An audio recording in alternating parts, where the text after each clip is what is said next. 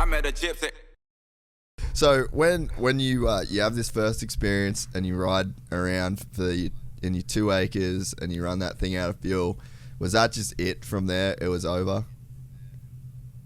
Oh, dude, over. Every day, that's all I wanted to do was ride the dirt bike every day. It was from getting home from school till dark time, and then I got in the very first race on the JR50, and we went and raced. My very first race was an arena cross race in Salem, Oregon, and dude, we went there lined up, and I'm looking over, and everyone's on these 50s that are about like 10 inches taller than mine, and they're all orange, and you got Cobras, yellow Cobras, and shit like that, and I'm on this little Suzuki JR50, and I'm like, kind of thinking like, what are we doing here? Like, not at the time, not knowing anything about it, then like just taking off, and I can remember everyone's in the first corner, and I'm only halfway down the straightaway, and I'm like, oh shit, like we're getting into it here, like. And then I remember right after that, the very first race, it was probably Saturday night, and then that next Monday, that bike was gone, and then the Wednesday we had a KTM 50. He was like, my dad was like, nah, you're not being the last one of the first corner, your very first race, not the second race. It ain't happening this time. And so we learned our very first race that you got to have a race bike to race. Yeah, I mean, there's definitely something to be said for being that guy, though, on the start line that's got, like, the slowest bike and just fucking making that shit work. Like, my brother, the first first race bike we had was a TTR 125 that we had to share.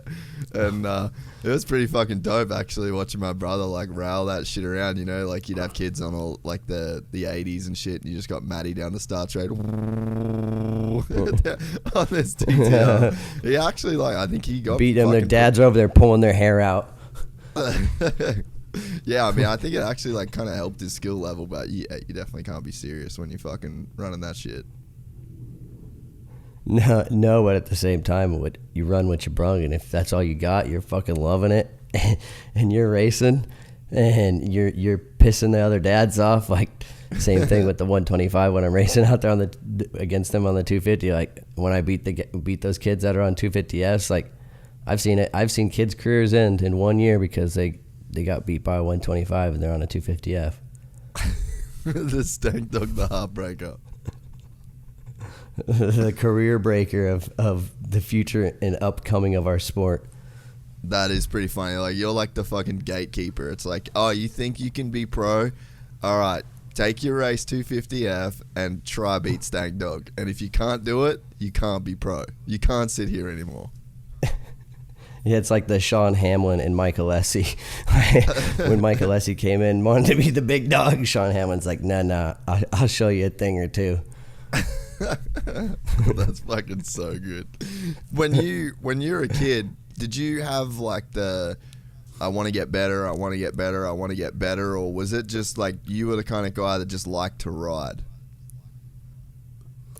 Yeah, it was mostly just riding. Like, I just loved riding. It wasn't like, okay, in my mind, it wasn't like, okay, we're going riding 4 times a week because he wants me to be professional and make a career out of it. It was, okay, my son likes doing this. It's keeping him out of trouble, and he's asking me to go. So let's actually go and do it because he likes doing it. So like, it was never like, okay, I want to go and I want to win this race. It was, oh, can we go and race because I have fun riding my dirt bike and hanging out at the track and hanging out with my friends at the track. Like, I didn't really get along with most people at school, normal kids at school. Like, I didn't want to go home and like invite the kids over from school over. Like, I wanted to invite my moto kids over, my moto friends over, go to the track after school and go ride, go hang out. Like, it wasn't to better myself. It was just I just enjoyed it so much. Like, I wasn't like, let's go faster. Like, we need to train.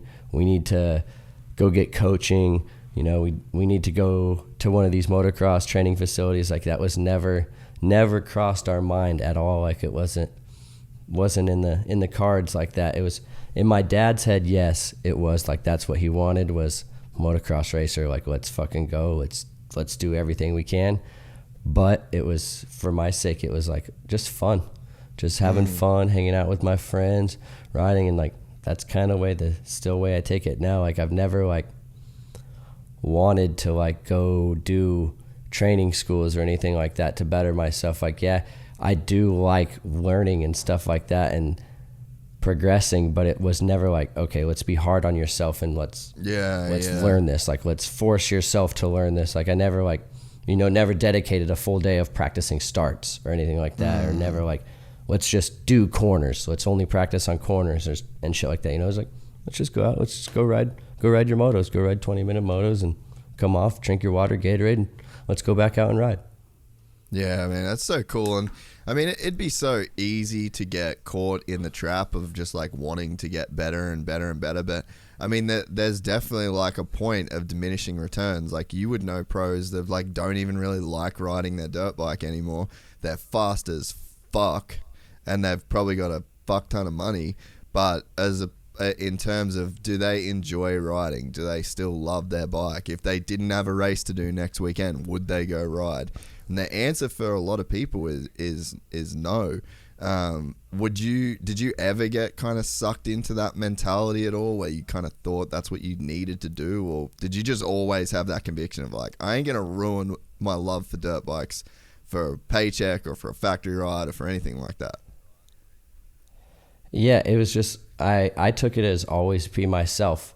Like, yeah, I didn't train as fully and as much as I should have. Like I just really enjoyed the racing and the riding as who I was, and I accepted it from my skill level. Like I didn't want to put that pressure and take that enjoyment out of riding the dirt bike. Like you're saying, some of these guys now, no names, but I'm sure some of them fucking wish they don't even own a dirt bike in their garage now. Like they have kids now that are growing up, and I guarantee you they hope their kids don't even ride dirt bikes. Like that's how much they hate it, because they trained their fucking ass off. They dedicated their entire life to being the best on dirt bike racing, and it makes them despise of it. It's like almost like, your father yells at you so much and kicks your ass so much, you're gonna learn to hate him, right?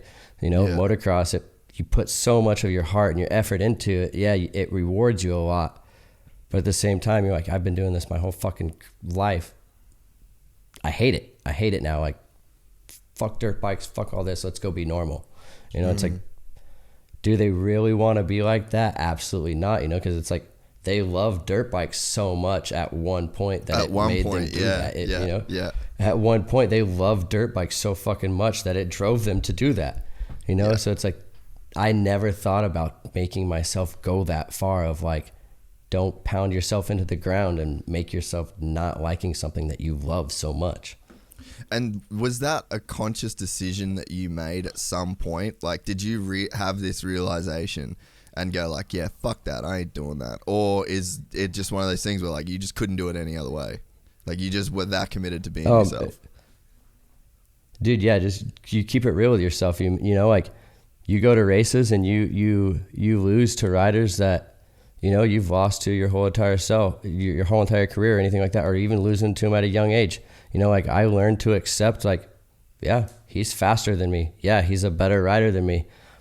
I don't give a shit. Like I'm not gonna kick myself in the ass and like, oh, I'm gonna go train harder to be better than him. Like, no, like I'm a realist. Like, kudos for you. Like I definitely wouldn't even talk shit about some of that. Like that's a little bit better than me. Like I if I got a little bit better start, I could have fucking smoked you. Like something like that. Like, nope. Like, good for you. You beat me. That's awesome. Like you're just a little better man than I am today. So like, I think it was I learned on an 85. That's when kind of took racing seriously, and I learned like don't beat yourself up over it. Like it's not the end of the world, and you got to accept losing, because we're all not going to win. We're all not going to win every race. And if you don't accept losing, it's kind of sad to say that you have to accept losing, because like, no one wants to lose and no one wants to be around a loser, but like you have to accept it, you know, and if I feel like if you accept it, it makes you a better person, because you're going to go out there, you know, hey, this dude potentially can beat me. At the end of the day, I'm not going to let it ruin my riding, because I'm out here riding my dirt bike. Like, that's why we're here, is because we're riding dirt bikes. He's just a little bit better than me. If you enjoyed this content, please like and subscribe. And to listen to the full 3-hour podcast, search Gypsy Tales in your favorite podcast platform or click the link in the description below. Gypsy Gang.